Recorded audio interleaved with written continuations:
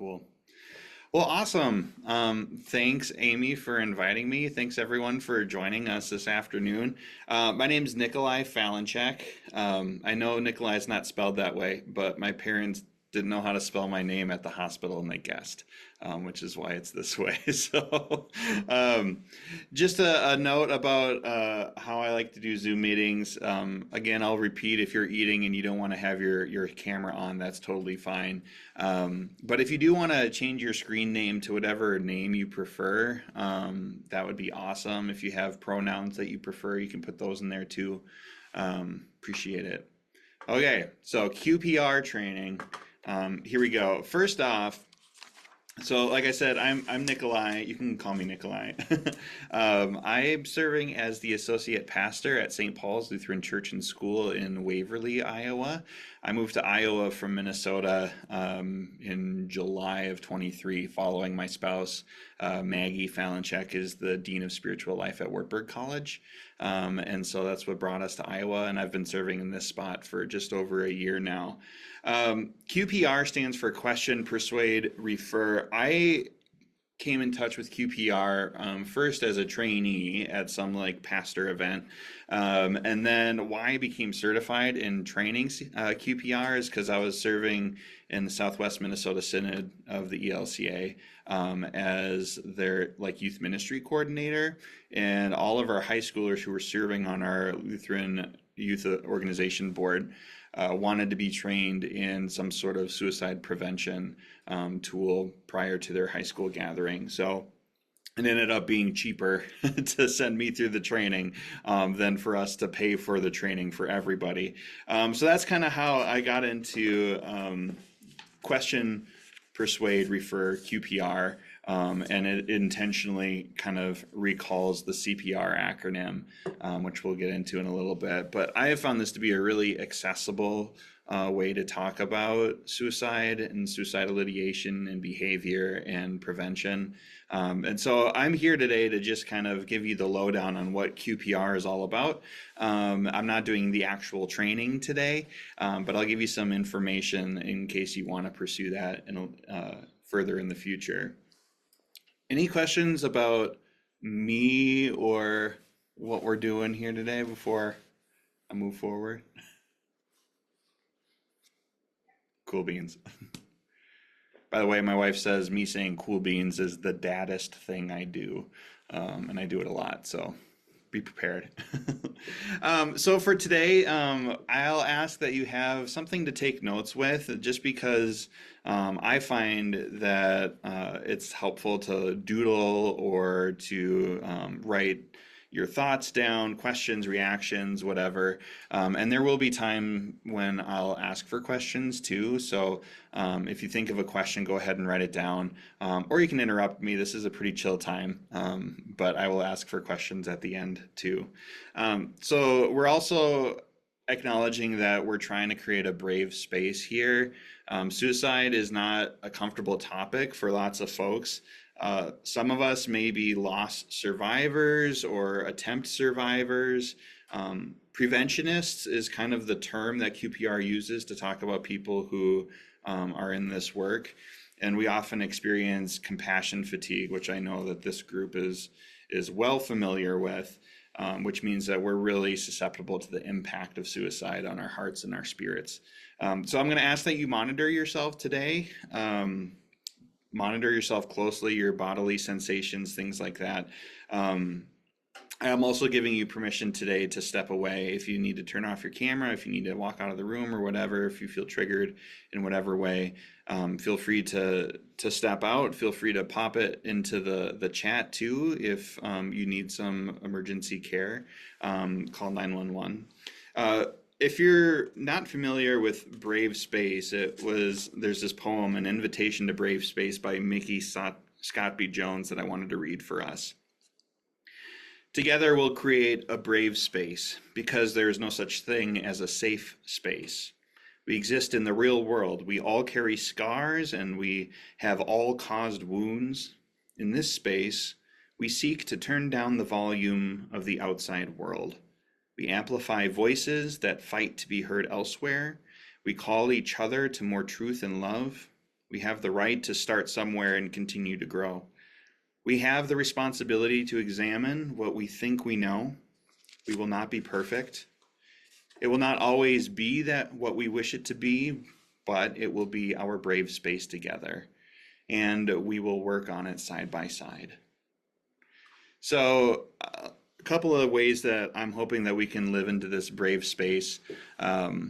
You've heard of the golden rule. Has anyone heard of the platinum rule? The platinum rule is treating others the way they want to be treated.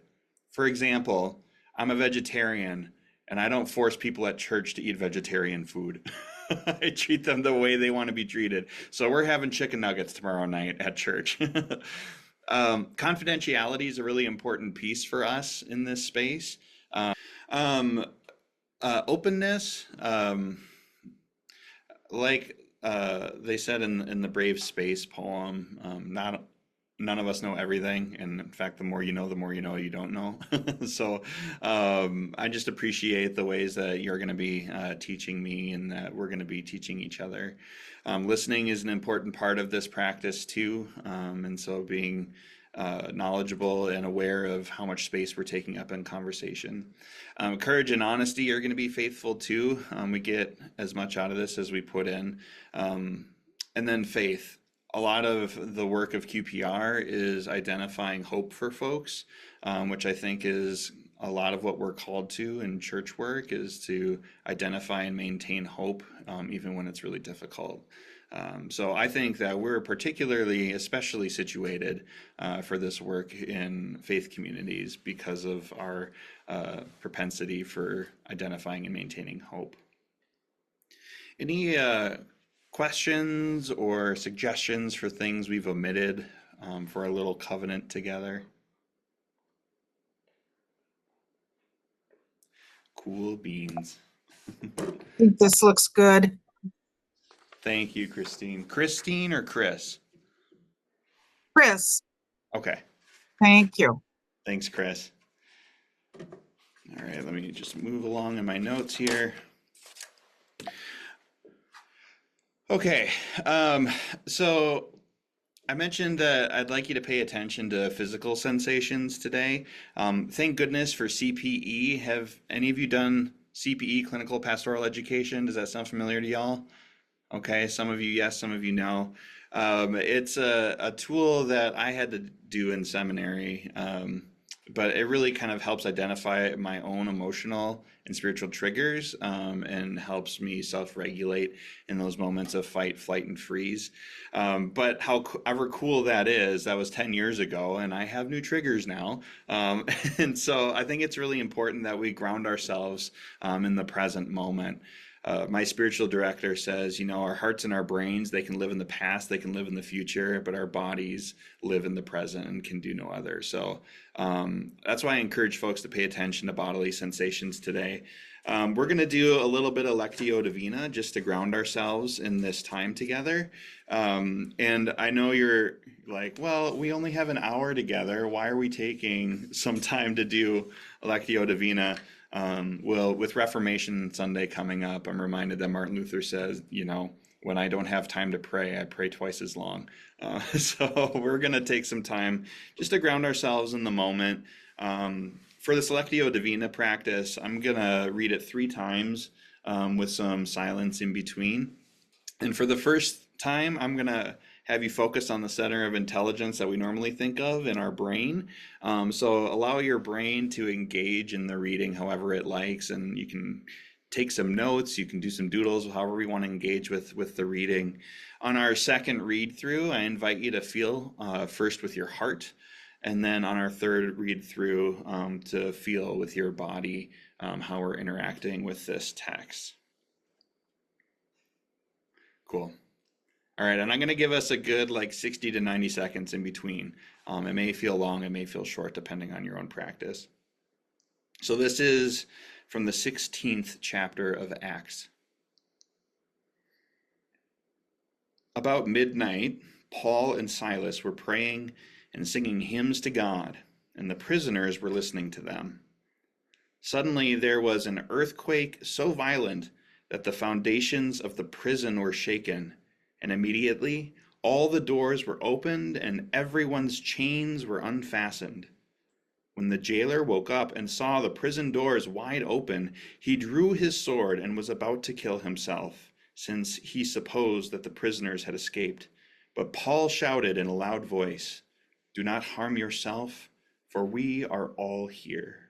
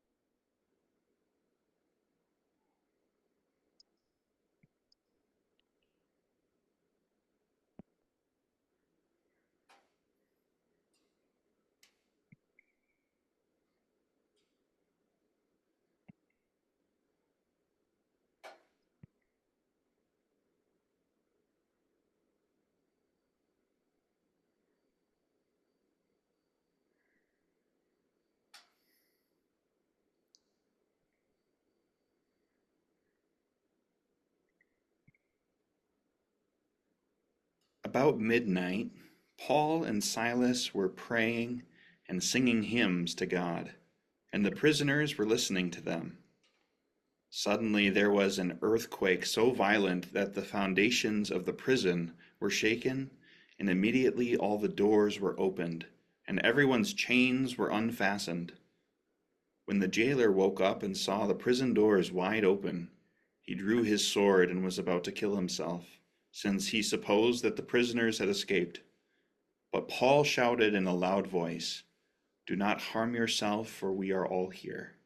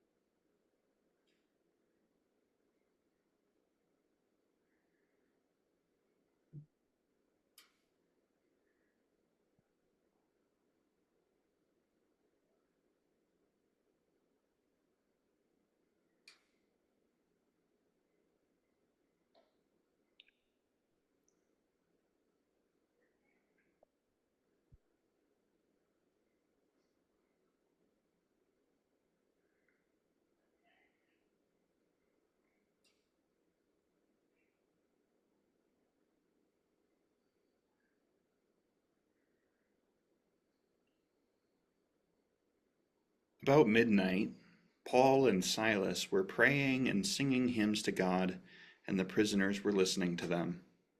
Suddenly there was an earthquake so violent that the foundations of the prison were shaken, and immediately all the doors were opened and everyone's chains were unfastened. When the jailer woke up and saw the prison doors wide open, he drew his sword and was about to kill himself, since he supposed that the prisoners had escaped. But Paul shouted in a loud voice, "Do not harm yourself, for we are all here."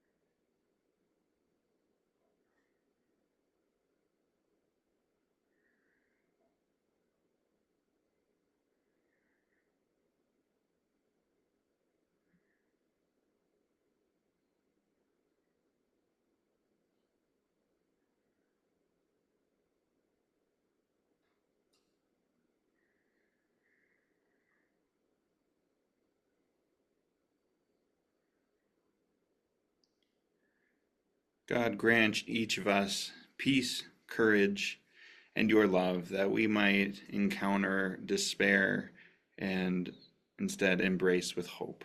All else we pray in your name. Amen.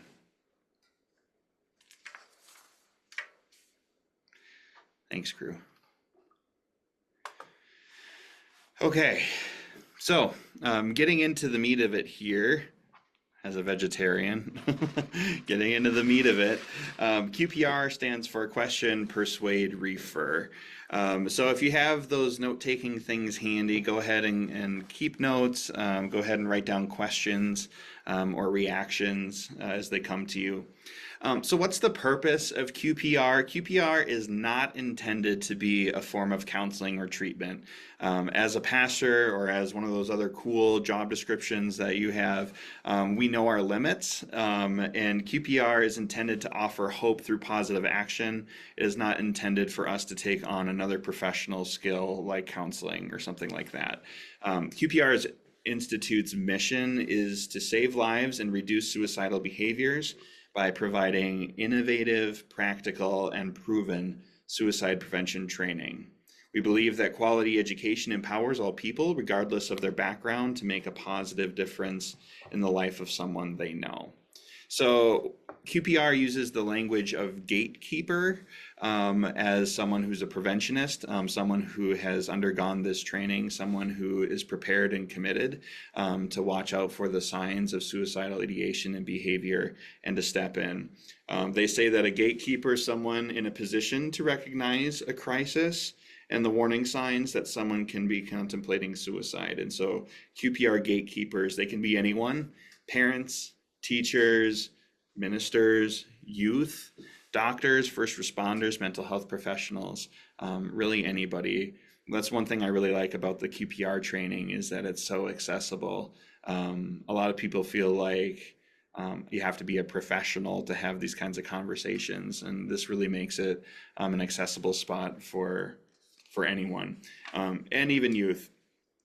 Like I said, my high schoolers in Minnesota wanted to do this training. By the time we got to our senior high youth gathering, all of my high schoolers were going to be above 18, and they were feeling like, well, if I'm going to be an adult, even though their frontal lobes aren't fully formed yet, if I'm going to be an adult, I better have some of these tools, because they and us, we find ourselves in intimate spots where people will share with us things that they may not share elsewhere.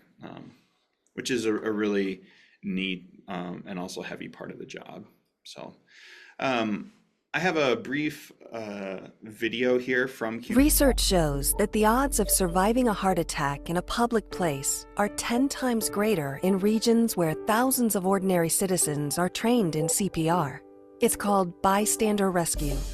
When someone shows signs of experiencing cardiac arrest, the response of nearby friends, family, or coworkers is critical. The effective use of CPR doubles or triples one's chances of surviving a heart attack. Like CPR, QPR is an emergency intervention for someone experiencing a life-threatening crisis. QPR is easy to learn and easy to remember, but it takes courage to overcome our fears about reaching out to help someone who may be considering suicide. Research also shows that where QPR is widely taught, suicide attempts and deaths decrease. Just like CPR, QPR requires quick, bold, and informed action. Because suicide, like heart attacks, remains a rare event, we must train hundreds to save one, thousands to save hundreds, and millions to save thousands. There is an old Welsh saying, "No great misery goes unspoken." When we have a toothache, we tell people. We don't hide our pain. But because of the stigma and taboo around the word suicide, many people considering suicide don't speak plainly about their suffering. They fear our rejection. They fear that if they say something, we will ridicule them or make fun of them. As a result, people thinking about suicide often use indirect language. They hint at what they're thinking of doing. They send us coded messages, and they suffer in silence. Called suicide warning signs, QPR training teaches you how to recognize these warning signs, quickly decode them, and then question the person in an informed and compassionate manner to learn if they are considering suicide. Just as talking about physical pain helps diminish it, Talking about suicide with someone willing and able to listen reduces psychological pain almost immediately. Trained QPR gatekeepers are merchants of hope, and hope helps prevent suicide. Millions of people have now been trained in QPR. Rigorous independent research studies support QPR as effective, and thousands of personal stories assure us that QPR is saving lives. When you use QPR, not everyone will be suicidal. Some people are simply stressed to the breaking point, but they still need help. Help you can give. Please note that you cannot put the idea of suicide into someone's mind. People are either thinking about suicide or they're not. The fear of putting the idea of suicide into someone's head is a myth that keeps us from acting when we should do just the opposite. QPR is a universal intervention for people in pain, whether they're thinking about suicide or not. While it takes a special courage to overcome our fears, we will teach you how to ask about suicide and to offer hope through listening. Listening is the power tool that restores hope in the hopeless. We know you can do this, and we will show you how. Preventing suicide. It's what people do.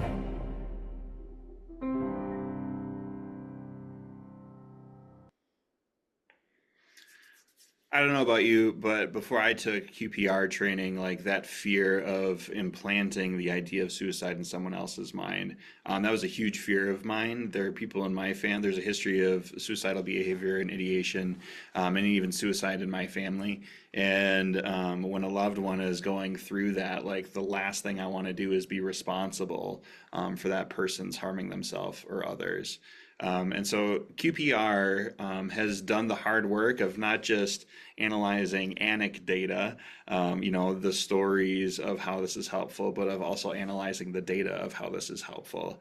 And so dispelling myths like you're going to implant the idea of suicide in someone's brain is a really important part of the QPR training and really empowers folks to have these hard conversations. The question is the first part of this conversation. Are you thinking of hurting yourself or others? In the video, it mentioned, these sort of like signs that you look for, and that's a lot of what the training is. It also trains you on how to ask the question. But what any QPR instructor will tell you is that any way of asking the question is better than not asking the question. There are definitely better ways than others to ask the question. For example, you're not thinking of committing suicide, are you? Is maybe not a helpful way to ask the question. I really like QPR because it's accessible. It will give you a list of ways to kind of wonder about how you'd ask those questions. Growing up playing hockey in Minnesota, my dad always told me you perform at 80% of what you practice. And so QPR in those training sessions, they give us some practice. There's some role playing that happens to help us live physically, emotionally, and intellectually into these spaces so that when we do encounter it, which we will, we have some idea of how we're going to respond. So the objectives for QPR training is to increase awareness of stigma and to understand suicide as a public health issue, to recognize someone at risk for suicide, how to question, persuade, and refer someone who may be suicidal, how to access local and national referral resources, and how to offer hope and save a life. A little over 6 million gatekeepers have been trained through QPR. 22,000 QPR instructors exist internationally. QPR courses are offered in multiple languages, especially in the US in Spanish. And almost all of their trainings can be done online at a self-paced way, live like this, in a virtual space or in person. QPR training is always most effective in person, where people can ask questions, where people can be physically close to another human being. But any training is better than no training. I have another video to show, but before I move to that, I was wondering if there are any questions or reactions so far that we'd like to name. I really appreciated kind of the last line of that video. It says, offering hope through listening. I thought that was particularly good. Yeah, thanks for sharing that.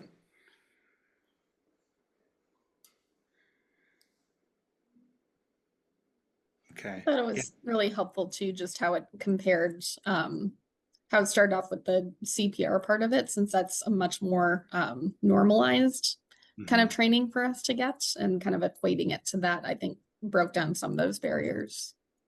Yeah, thanks for that. I think it's really important that church boards, elders, councils, whatever terminology you use, when we require our staff to undergo first aid training and CPR training, I wonder if it's also not time to require mental health first aid as well. And this is one of those tools. And this is a tool too that's like really easy for volunteers to have access to as well. Thanks, Tracy and Chris. Anybody else before we move on? Okay. This next video is about suicide. It's an animated video, and I'll repeat myself. If we're feeling triggered in this space, be sure to take care of yourself. It may be hard to imagine, but according to the World Health Organization, over 800,000 people die each year by suicide. That is more people than are killed in all the wars and homicides combined. Of these deaths each year, more than 40,000 are Americans. That is one death by suicide every 13 minutes. Suicide affects every region of the world and is the third highest cause of death for people aged 15 to 44. And for every life lost, another 25 people will attempt suicide, often causing serious medical injury or lifelong disability. Today, the greatest loss of life is among working-aged men, 35 to 65 years old. Men of all races and ethnicities are at higher risk. And from the very young to the very old, millions of Americans think seriously about suicide for days, weeks, and even years. Thinking seriously about suicide is itself a kind of misery index, a sign that something is terribly wrong and needs attention. Most often, what needs attention and treatment is clinical depression, a medical condition that is now the leading cause of disability in the world. In America alone, there are an estimated 15 million sufferers. Most of us are touched by suicide. Some of us have lost family members, loved ones, friends, schoolmates, or colleagues. None of us escapes the loss of people we admire and respect, whether they are people we know or are much-loved musicians, artists, and entertainers. If you have lost someone close to you to suicide, then you already know the considerable cost, the tears and awful pain of loss. And if you are one of the millions who have thought seriously about suicide, then you already know just how lonely and terrible it is to suffer alone. Depression, anxiety, substance abuse, bipolar, and thought disorders like schizophrenia all contribute great risk for suicidality. Yet most people suffering from a mental illness do not kill themselves. They get help, they find a way, and they recover to live full and productive lives. And if recovery is possible, that means suicide is preventable. Thankfully, the world is changing. We understand mental illness. We understand suicide. And we know that treatment saves lives. Right now, our teachers don't teach us about depression and suicide. And our faith leaders often struggle to talk openly about these topics. Too often, doctors can't talk to their patients about suicide, even patients who are sitting in their offices planning how to end their lives, perhaps by overdosing on the medication being prescribed to them. The world remains dangerously ignorant about suicide. So to save lives, we must bring the subject out of the shadows. Effective treatment would save thousands of lives around the world. But we must learn to talk comfortably about suicide, and we need your help to start the conversation. Join us in this fight, a fight to save lives. Preventing suicide, it's what people do.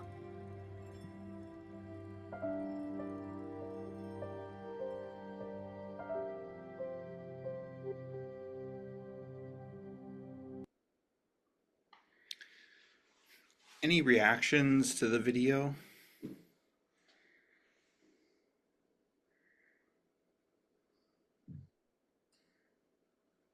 I thought the number was, they said suicide about every 13 minutes. I thought it was, the number was less, was less than that. And I thought suicide was the highest killer of kids, like 8 to 16? Hmm. That's a great question. I confess I don't know the answer to that. I also know that this video, I think, was made in 2016. It is Okay. almost 10 years old. Okay. Mhm. Yeah, thanks for that.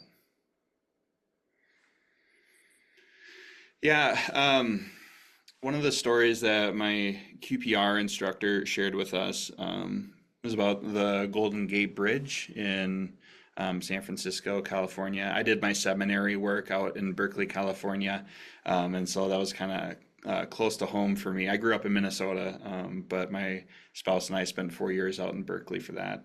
Um, Anyway, you might know, you might not know that the Golden Gate Bridge has been a popular site for suicide. Um, uh, there's a handful of folks who have survived that fall. And every single one of those folks who have survived had said that as soon as they jumped, they wished they hadn't. And they had wished someone on that bridge would have stopped to talk to them. There's some stories. You can find videos online of, I can't remember his name, a person in law enforcement who works that bridge and engages with this conversation on a very regular basis. He says at least twice a month.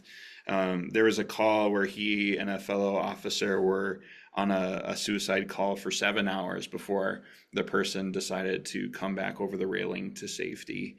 One of the things that QPR doesn't lie about is that when we make the choice to intervene and to respond to these things that we're noticing, we are committing to being, I like to call it in my churchy language, an incarnational presence for folks, which maybe doesn't have a time limit that our schedules allow. And so this kind of work is really important. It literally can save lives. And it does ask us to kind of reprioritize sometimes how we're looking to spend our day. Our job is to reveal hope to folks who are not able to find hope on their own, help them uncover that hope that exists, even though they haven't found it yet, which I think, again, in our churchy sort of language, I think aligns very much with our baptismal call to love God, to love God's creation, and to love ourselves.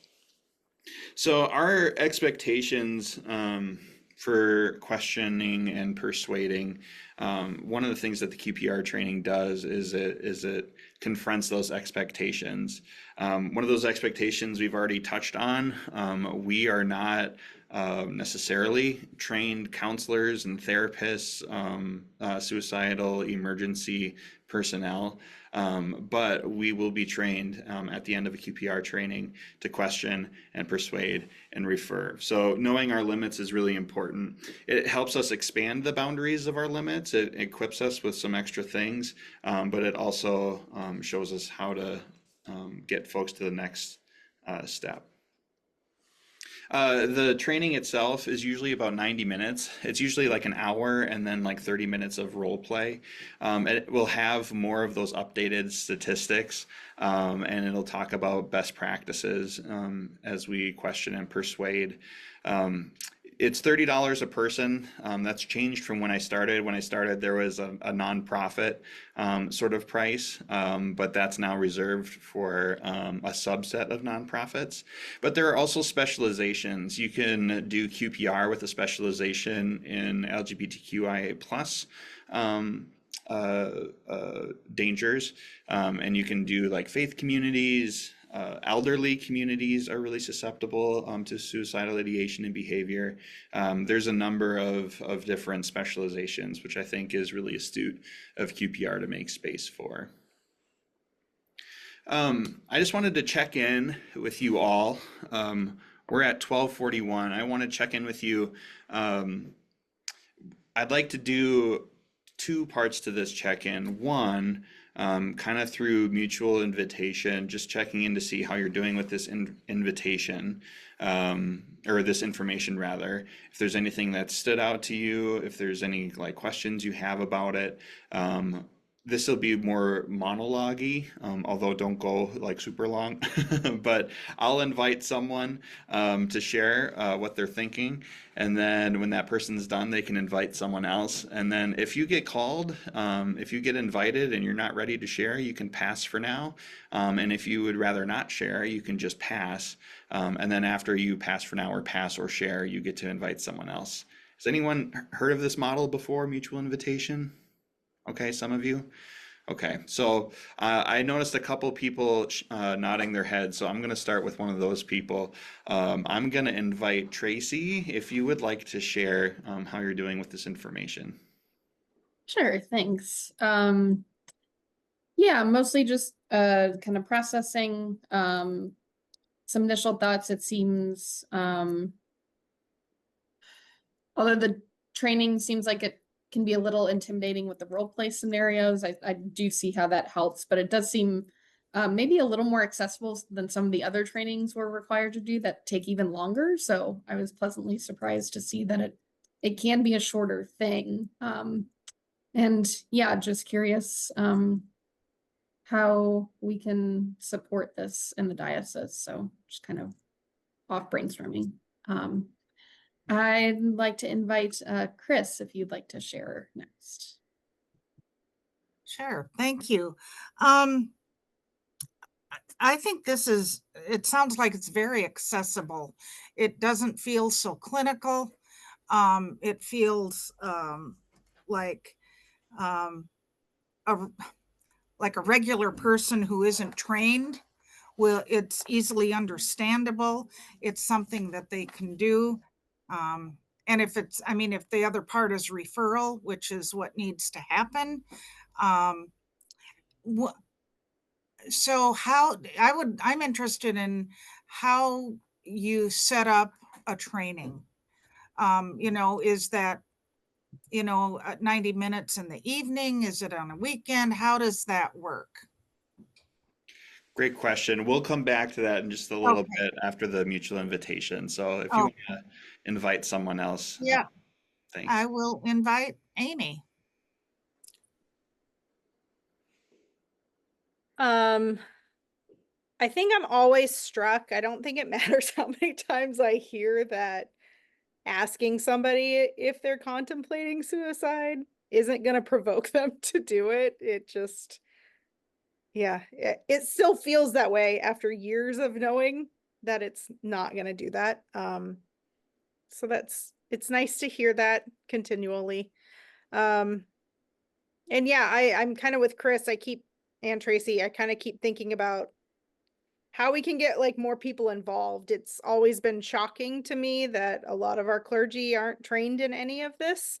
And this feels very accessible, kind of unlike mental health first aid training that's like 8 hours long.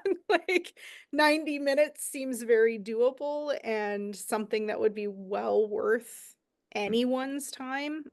But especially those, clergy people who people tend to go to, I think, in these kind of crisis situations. So I'll invite Stephen. Thank you, Amy, and everyone else. Initial thoughts. Actually, Amy, you kind of took one of the things I was thinking about, which was people were talking about accessibility, and I was comparing it in my own mind to mental health first aid training, which I have had, but it's an all-day thing. I mean, and it's pretty intimidating for people, I think. And this does sound a lot more accessible, and really getting to just because I think it is so focused on one thing, right? I mean, it's focused on identifying people who are at risk for immediate harm potentially, and trying to help them to be referred to someone else to actually help them along. And I think that's a little less intimidating for people. I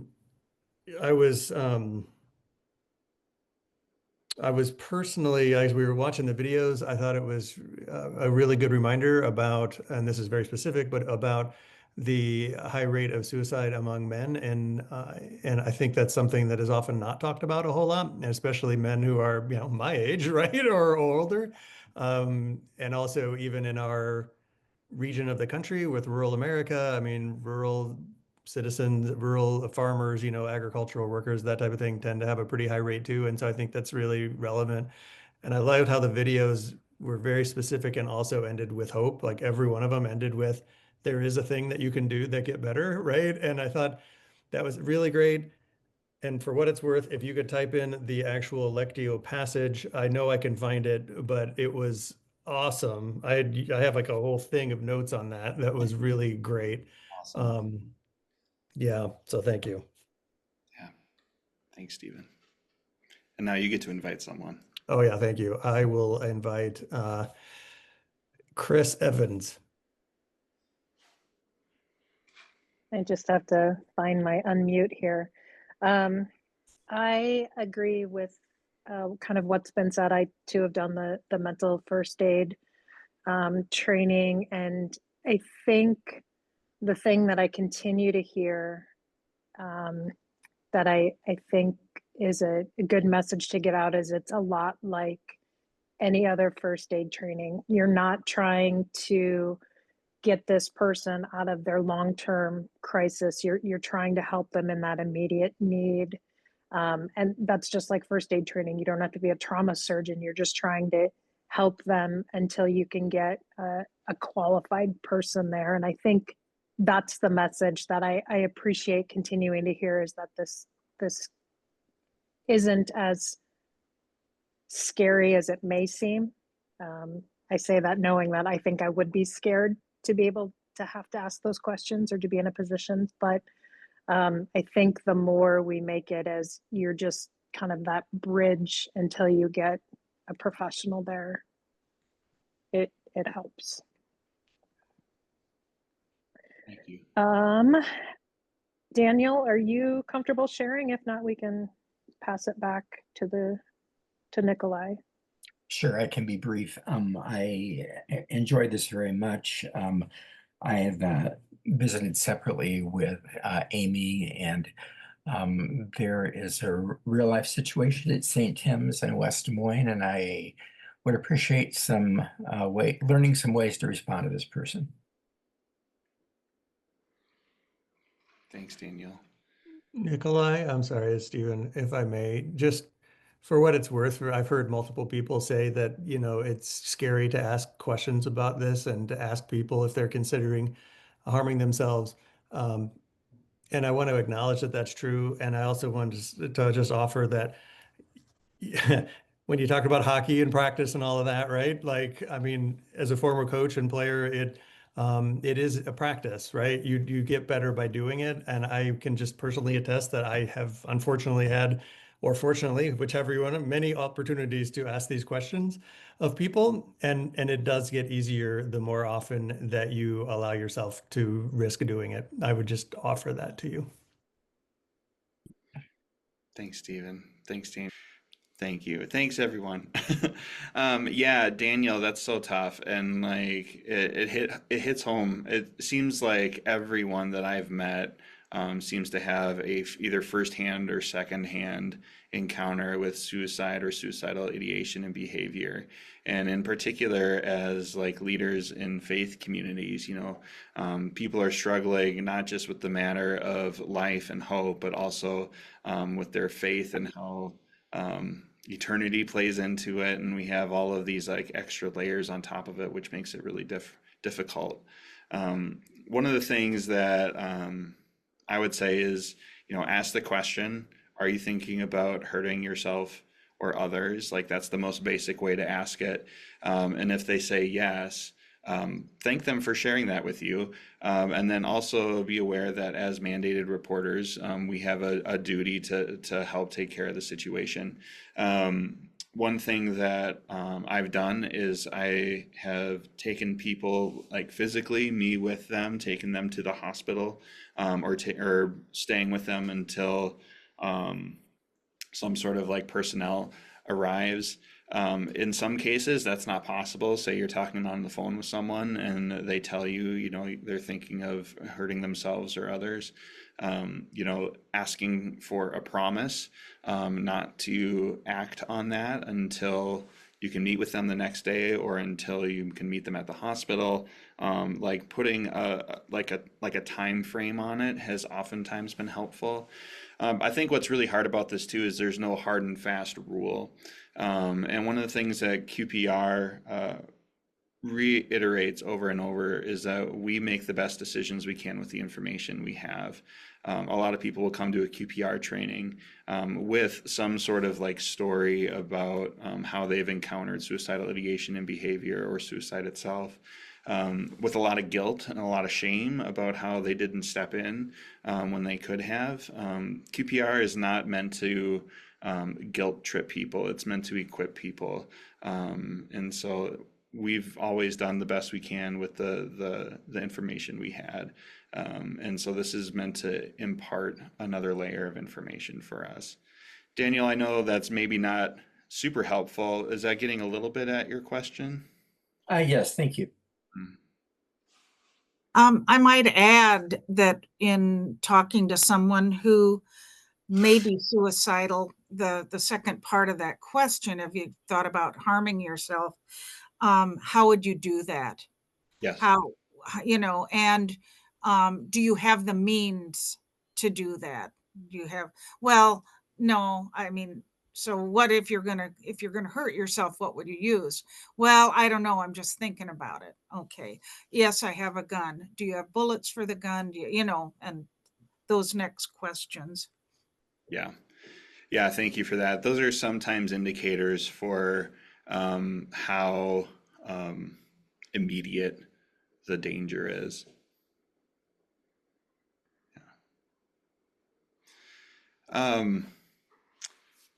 Thank you all for participating in that mutual invitation. I know that there were a couple of questions posed during that time, and I want to make sure that we get back to that. I'm just opening my chat now, Daniel, and seeing your comment. Thanks for sharing that. It's so hard. And another thing that we learn in QPR training is that like suicidal ideation and behavior or suicide attempts make you more likely to try again. And so if we know someone has those ideations, behaviors, or attempts, to keep a closer eye on them.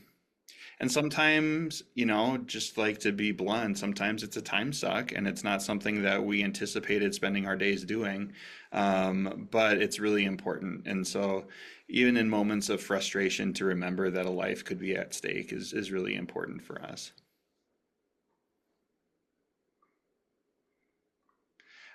Chris, was it you who asked about how to access the training? Yeah.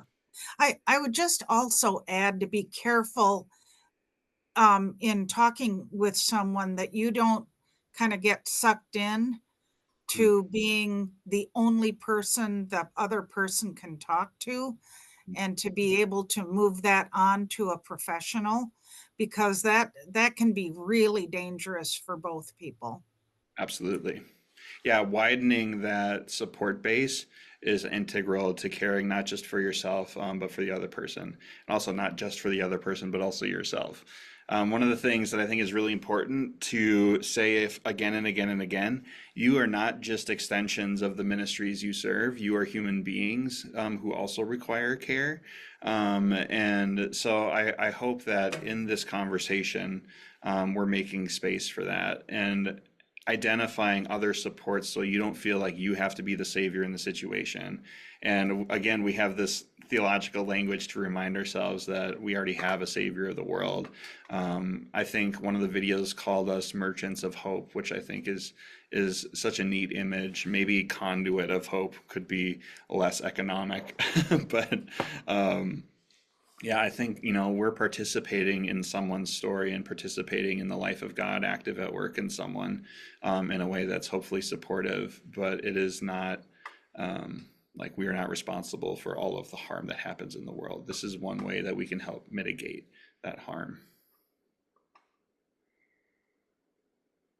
As far as how to find a QPR training or to host a QPR training, qprinstitute.com. I'll put that in the chat here. That's the website to visit.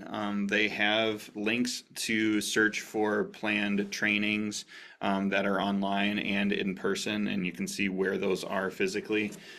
Stephen, let me find here what I've got for the Lectio Divina stuff. Okay, I am literally like copying and pasting my notes, so it's not going to look super cogent for you, but that's what I got. The passage we were looking at was Acts 16 verses 25 to 28. I did ask ChatGPT earlier if Episcopals do CPE, so that's why I brought it up.